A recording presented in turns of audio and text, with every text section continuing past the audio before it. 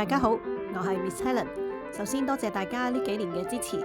經過一段時間嘅優化之後，今年2027至2028年嘅鋼琴考試教學影片，除咗研究細節位之外，仲會教大家用最適當嘅練習方法，令到學習更加有效率。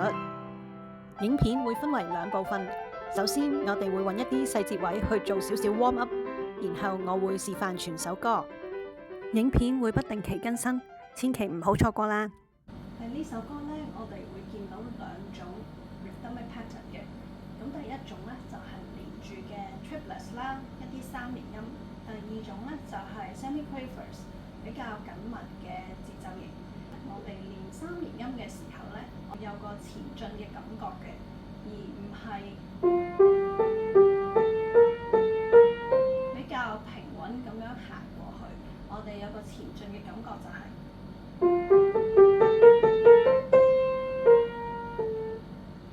咁，我哋呢嗰個手腕會微微推過去啦，然之後呢就帶動去下一個音，咁成個音色呢亦都會比較圓潤一啲嘅。下一 part 呢就係 bar 5嘅16分音符嘅音型，咁嗰個節奏呢就會比較緊密少少啦。咁我哋呢就可以試下將2隻手嘅音夾埋佢一齊彈。咁練習呢就係嗰個手指嘅位置啦，同埋嗰個合拍性嘅。